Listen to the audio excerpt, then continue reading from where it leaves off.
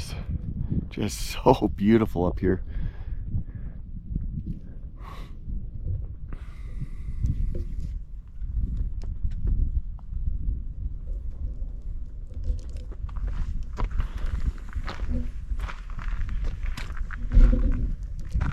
So many people have asked why we do the YouTube, and I've actually expanded it onto Instagram recently and Rumble.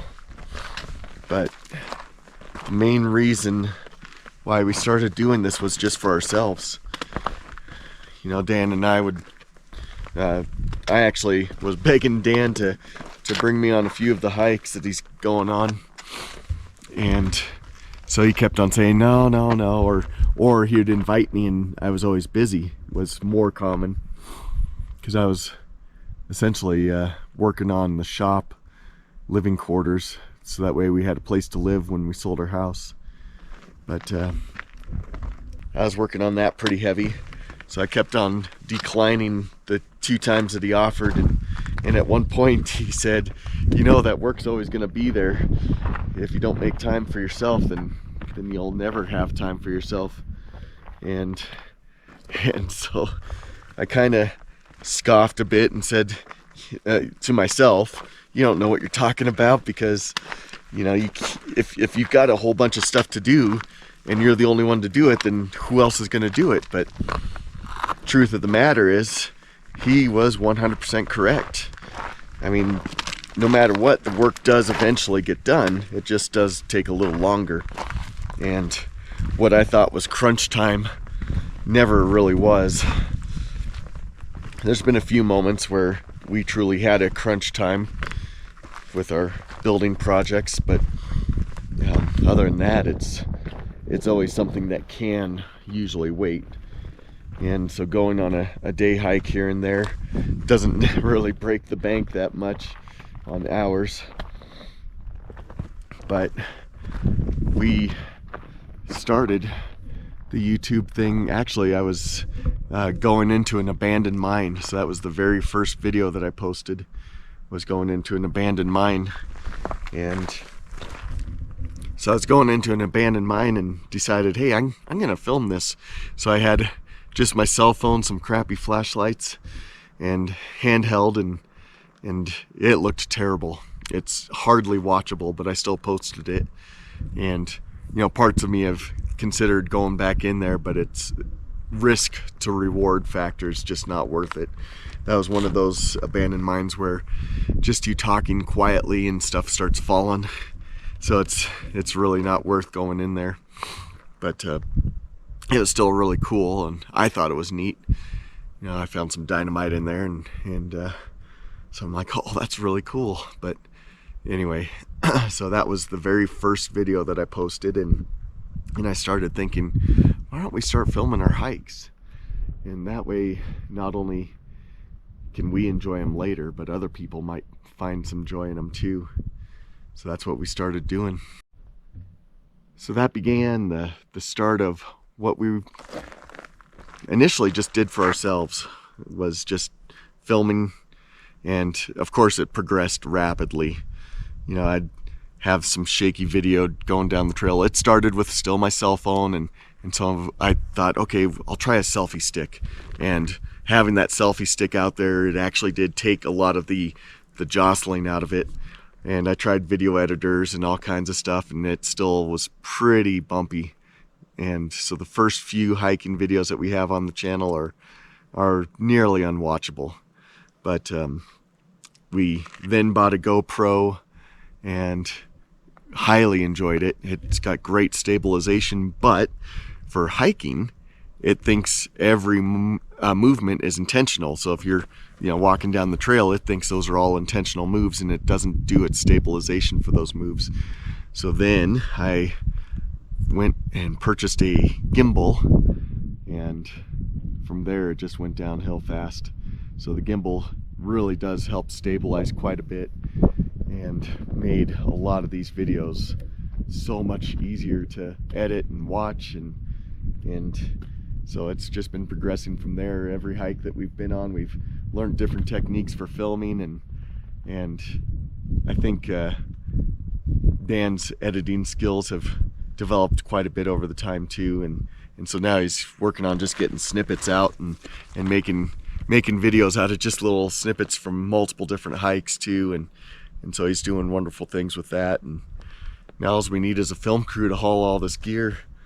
You know, I've been talking about my 60-pound pack, and you know, most people will say, what the hell, why would you need a 60-pound pack? And well, if 15 to 20 pounds of your pack is camera gear, then you've got a 60-pound pack, because in truth I only have about 40 pounds of gear in here for a full week of hiking. And so the rest of it is camera gear and chargers and all that junk that, you know, if I had a film crew then, you know, it would be a lot more spread out between multiple people. But you know, we don't make any money from this, and we're actually in the hole probably about $20,000, maybe even 30, just buying gear and trying to make better and better videos. And so it's been a progression, interesting progression. You know, I mean, we purchased drones, so we've got 2 drones in play now, and that has made a whole different aspect for a lot of these hikes. You know, being able to get that aerial shot just opens up a whole lot more. And you see a spot a mile away, you can fly your drone over there and see what it is, and you know, you might find stuff that you didn't even know were, you might find stuff that you didn't even know was there. And it's pretty cool to see some of that stuff from the air shots.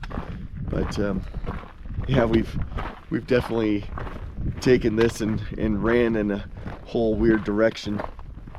And I've noticed, you know, if as far as a business standpoint goes, this is probably the worst thing. I mean, if you wanted to make money from YouTube, this would be the worst way to do it.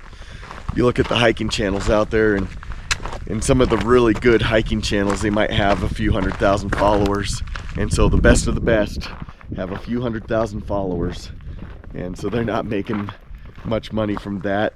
And you look at some of those channels, and they're not really even hiking anymore. They just do gear reviews, and so you rarely see a lot of these hikers still hiking. So it's kind of interesting to see that play out, where some of the best hiking channels aren't even hiking anymore. They're just doing gear reviews. Sorry. That is why we decided to do this YouTube thing, was mostly kind of like a video journal of different places that we've been to, because I've noticed over the years my memory's not all that great. It's easy to forget which hike you did, which one you didn't, and I always get them confused, of course. And so I often have used the video journals as a guideline as far as what I've done, and associated that with different points in my life too. Like, oh yeah, that's when we were building the house, or oh yeah, that's when I got that thing taken care of, whatever it may be. And so I've utilized it many times just to get my dates squared away throughout the years too. So it's been kind of an interesting little hobby, I would call it, more than anything else. It's difficult, quite difficult, because the extra camera gear that we've acquired throughout the time, gimbals are very heavy by comparison to nothing. So, you know, just going on a hike is way different than hiking with a gimbal in hand.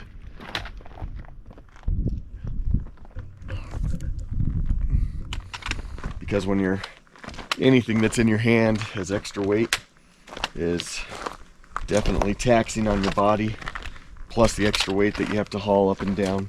And we've joked back and forth, Dan and I, as we're walking along with our arms out like this, holding the gimbal up, even though we're not recording. And I'm like, hey Dan, what are you filming there? Oh, nothing.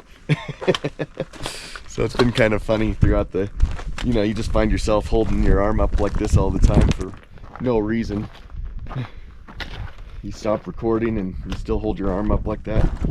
And initially, it was a huge workout just having your arm held up with a 3-pound weight in the thing, just going on a hike. It was very taxing initially, and eventually you build up the muscles to be able to do so, but it took a while. I'd be holding my arm up and then, oh, just have to rest. And then back to holding the arm up again. Yeah.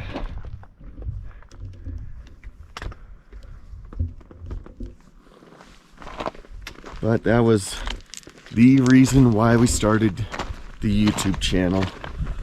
It definitely was not to get rich, because we will never be rich from this channel.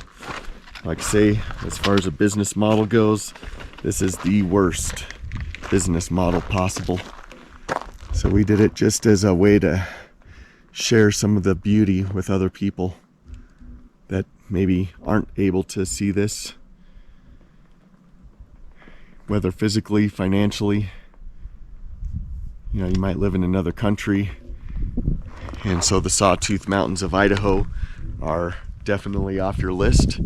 Well, vicariously, through some COVID hiker, you can enjoy a few snippets of the scenery without all the effort.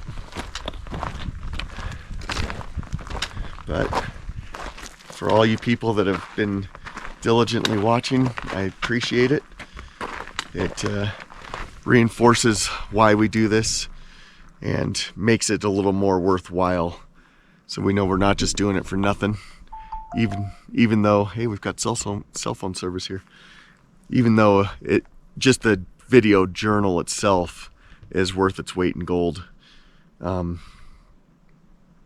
Knowing that other people are able to enjoy what we're doing as well has definitely added to that and made what we do a lot more valuable to ourselves.